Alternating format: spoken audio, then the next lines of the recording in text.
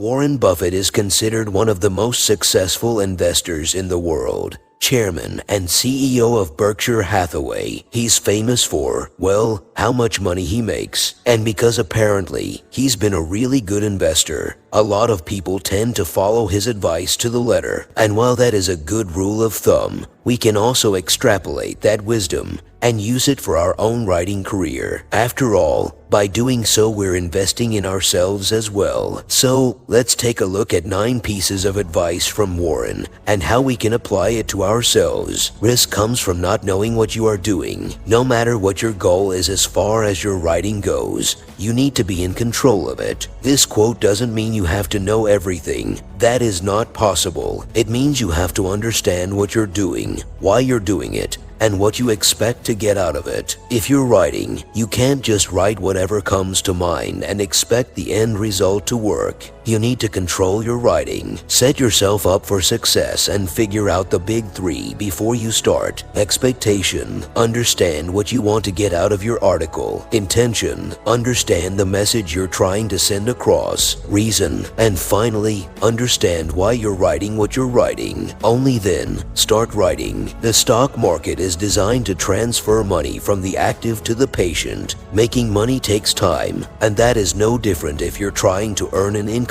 from your writing. Starting from scratch means no matter how much you write, for a while you won't get any traction. And that is normal. You need to understand that before money starts flowing in, an audience needs to be created. You don't have to write like a madman. You just need to hone your skills. Practice, review, adjust, and keep writing. It's not about volume, it's about quality. That is what will bring the money in. There seems to be some perverse human characteristic that likes to make easy things difficult. I love this one. It applies to so many aspects of life, including, of course, your writing. In fact, it's very relevant to making money from your writing because not everyone makes it, and therefore, it must be difficult. And of course, it takes effort, it takes time, and it takes a lot of work. But when you see someone making 6-figure salaries from writing in their house, you immediately think, that's not for me. I'm not that good. That's just human nature. Don't listen to it. You are good, or rather, you can be good if you work for it. That's the only trick. Successful writers have been working at it for a long time. You're only seeing their results. Opportunities come in frequently. When it rains gold, put out the bucket, not the thimble. It's all about recognizing when an opportunity hits. Even successful authors can't write big hitters every single time. It's just not possible. The writer is not in control of the reader's opinions. There are millions of factors involved in whether a piece will go viral or not. But when it happens, and trust me, if you write long enough, it will. You can't ignore it. You can't just tell your friends about it and move on to the next one. You have to put out the bucket, gather and analyze the feedback you're receiving. If you got a viral hit, you won't just get a lot of social media shares. You'll also get a lot of comments. So review them, interact with the audience, understand what they're saying and why they're saying it. Try to understand their personal reasons of why they liked your article so much. Find the pattern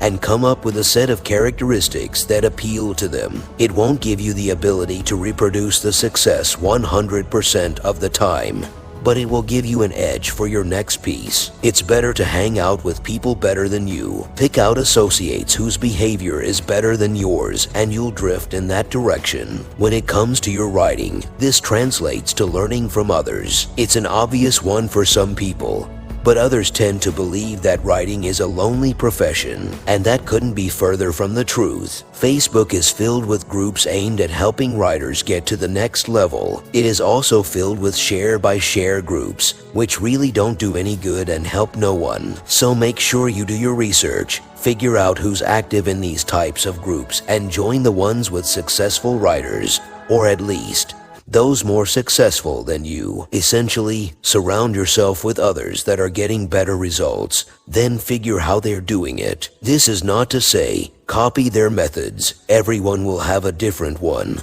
So find the pattern, match and mix, and eventually you'll find what works for you. Not every successful writer is willing to share their methods, but those who take part in these groups are definitely open to the idea. So take advantage of that. Someone sitting in the shade today because someone planted a tree a long time ago. Actions have consequences. We all know that. We're supposed to know that. We're adults after all. However, we tend to ignore the fact that we can control those consequences if we think long term. Succeeding as a writer overnight is not common. Heck, you'd have to be very lucky to do it. But for most human beings, success comes over time.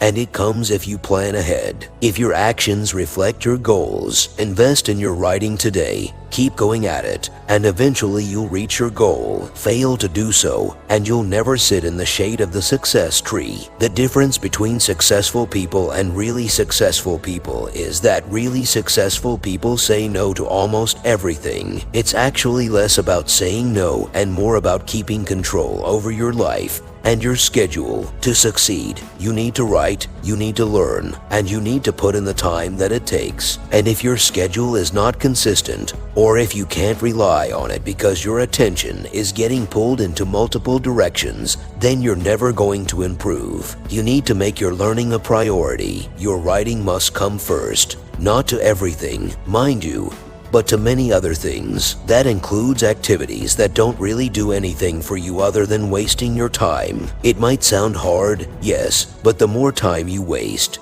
the less time you have to work on your skills. It's a simple equation, so use the numbers in your favor. The most important investment you can make is in yourself. I've been implying this one on almost every single piece of advice I've covered so far.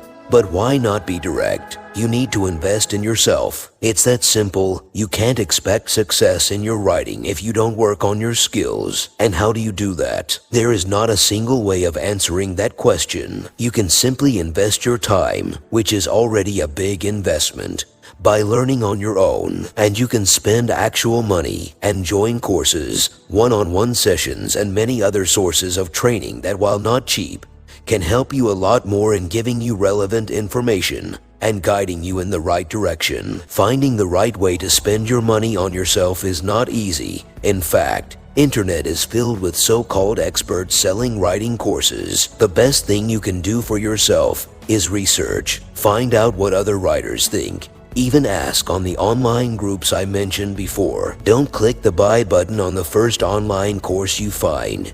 Do your research. Investing in yourself means you care about your writing career. So even if you don't have money to spend, consider investing your time and learn from free resources online. Rule number 1, never lose money. Rule number 2, don't forget rule number 1. Or as I like to say, keep your eye on the ball. Reaching success comes with time. I've already covered that. Investing in yourself is crucial. I've already said it. But during that time, and during all that learning effort, things might, and probably will, go wrong. You'll get negative feedback on some articles, others might be rejected, trolls will comment, and probably say something hurtful. It's all part of the deal that comes with online publishing, and that is when you have to remind yourself to keep your eye on the ball. You know your goals, so keep working towards them.